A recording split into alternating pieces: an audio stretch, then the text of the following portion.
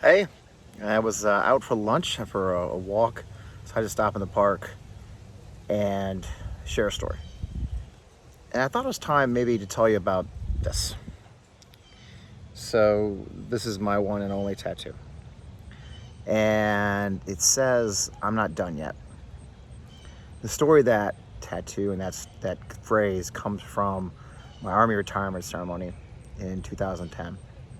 And if you've ever been, those of us who served, if you've ever been to an Army retirement ceremony or a military retirement ceremony, it's it's like a funeral. I swear to God.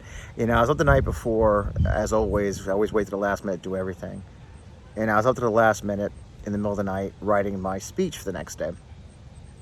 And as I wrote this thing, I realized I felt like I was writing a eulogy, but I wasn't dead. I was, 45 years old, guess getting ready to end a career of 22 years and move on to the next thing. And as I wrote this, I was like, this is ridiculous. I mean, I was young and I was just getting started. And I erased the whole thing. I deleted the whole thing. I started over with the theme of, well, I'm not done yet. And in the speech, it was a simple thing. It's like, look, I've done these things. I've seen amazing things. I've related some of these stories in previous issues of this newsletter. And if you followed me before, you know. But I was just kind of getting into good stuff, I thought this is the next phase. I'm 45. I've got the world ahead of me. And so the theme of my speech became, I'm not done yet, that I'm just getting going. And I didn't realize at the time how much of a personal mantra that would become. And as I went over the next 10 years and I dealt with, some of the baggage I've carried with me my whole life. And I related some of that with the story of Bassam recently. But those who know me know I also lost my first wife, who was 7.5 months pregnant, to a car accident, which will be some 28 years or so here next week. Today, as a matter of fact, is the anniversary of Bassam's murder. My interpreter was murdered in Iraq. So as I dealt with those issues, and I dealt with the mental health challenge that went with them, as I dealt with, frankly, suicidal ideations, and I dealt with the fallout from my self-medicated behavior, my addictive behavior that went with those challenges, survivor's guilt that I was feeling. I kept thinking, going back to that, and all those times I thought maybe I was done, maybe I was finished, maybe I was out of work, or maybe my wife had had enough of us. I kept thinking that I'm not done yet.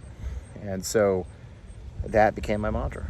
And so about a year and a half ago, 2 years ago, I finally got it done. And if you see it, it looks like the typeface of a computer. And it's kind of funny. It's got some scars on it now from some bike accidents I've had and other things. But in the end, it's the same thing. I'm not done yet. The feeling that whenever I've been thrown an obstacle, when I've lost my job or had to transition last year, when I had to close down my company, when I got divorced after a 24-year marriage to a really good person, I'm not done yet. And so it's a faith. It's a statement of faith.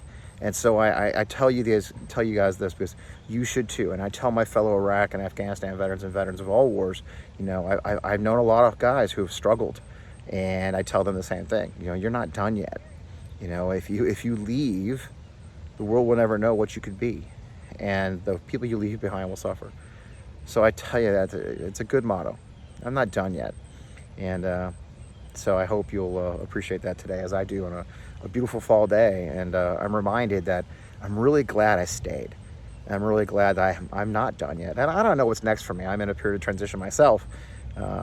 But I can tell you this for sure, I am not done yet. And every day I look at my arm, I'm reminded of that. And I hope you are too.